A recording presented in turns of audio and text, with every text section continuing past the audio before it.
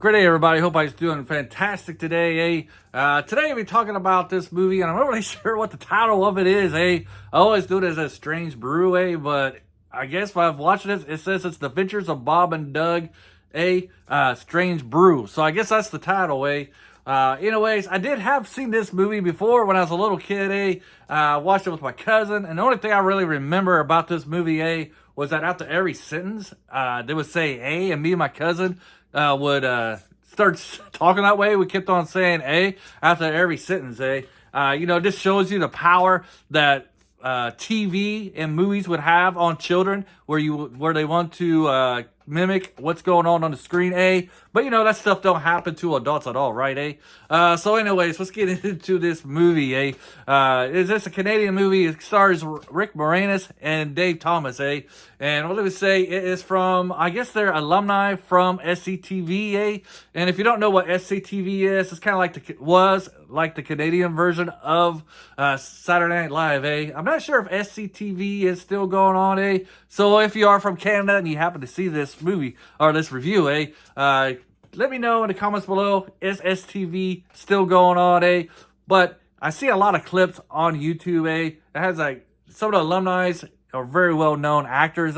You got like Eugene Levy, Rick Moranis, John Candy. That's like the big stars, I would think, came from STV. But I could be wrong. Anyways, let's get into, I'm just going to call it Strange Brew. We got these two brothers, and all they think they want to do, is just have a good old-fashioned beer together, and just get, nice and drunk. But they want to get some free beer, So they go to this brewery, and they put like a mouse in a bottle of beer, so they can get this free beer. But instead, they're kind of forced into working in order to earn the free beer, So this movie kind of begins like Wayne's World, where you have these two guys, they're just sitting in front of a movie screen, they made this movie, and they're talking about this movie and all the things they had to do in it, but then it slowly develops into a movie more like Dumb and Dumber, because you got these two clowns going around, just trying to get free beer, and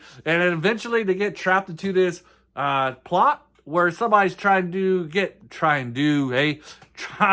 rule the world through beer, They put some kind of chemical in this beer and this alcohol to be able to manipulate people, so they can control them to do whatever they want, So these guys, they kind of stumble into this plot and clumsily, if I can speak, kind of ruin our villain's plot, You got a lot of comedic humor in this, like a lot of their actions. This is a hardcore comedy, if you're into that kind of like Three Stooges type of comedy, you'll probably find this very funny, As a kid, I really did enjoy this, I thought it was very funny. I loved it. But as an adult, the jokes kind of fell flat, I didn't really like it as much as I did as a kid, There was a couple of areas where I thought were kind of a little bit of a chuckle, but overall, just couldn't really get into this movie, The only part I really liked was the A part,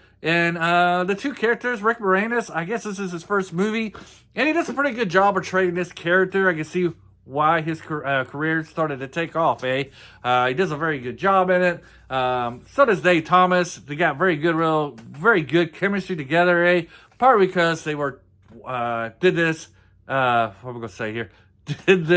storyline, portray these characters in the STV, but overall it kind of feels like a Saturday Night Live movie, a lot of those Saturday Night Live movies became skits, and then they were Saturday Night Live skits became movies, and the movies often aren't as funny as the skits on Saturday Night Live, basically because it's a full-length movie about these two characters, and that they're portraying, and so it kind of falls flat by way if you only have like a 5-minute time period with some jokes and stuff. It's very concise, and you get all your jokes in that 5-minute period. But when you kind of draw it out to a longer picture, it kind of gets kind of old. The jokes fall stale. And this is what kind of happens into this movie. We're at the beginning. It is kind of funny, but after a while, you get kind of tired of the characters. At least I did. And I don't know. I just wasn't able to enjoy it after the first 15 to 20 minutes. Personally, well, I think younger audiences, like teenagers and stuff like that, will like this movie. Grown men and sophisticated adults like me, won't like this. I'm not saying I'm very sophisticated, but I think, to me, I would not really recommend this. I'll recommend this with caution, if you're like a Rick Moranis fan, you like it. If you like movies kind of like Dumb and Dumber, to me, this is kind of like a poor Dumb and Dumber movie. Poor man's Dumb and Dumber movie, I guess you'd say, and it does kind of feel like Wayne's World there at the beginning, but that's only for like the first 10 minutes. It just really turned into like a Dumb and Dumber type of movie, where you got these people, they fall down and they're able to help somebody out, they get a crush on the girl, It seems like Dumb and Dumber might have took some of their plot points from this. Probably not, but it does kind of feel like an early version of Dumb and Dumber, Anyways, like I said, I would recommend this with caution. But if you do like humor that's very physical, where people are falling down, and just, bubbling their way through and helping save the world that way, this is the movie for you, but hopefully you enjoy this movie, and have a great day, and until the next time, bye.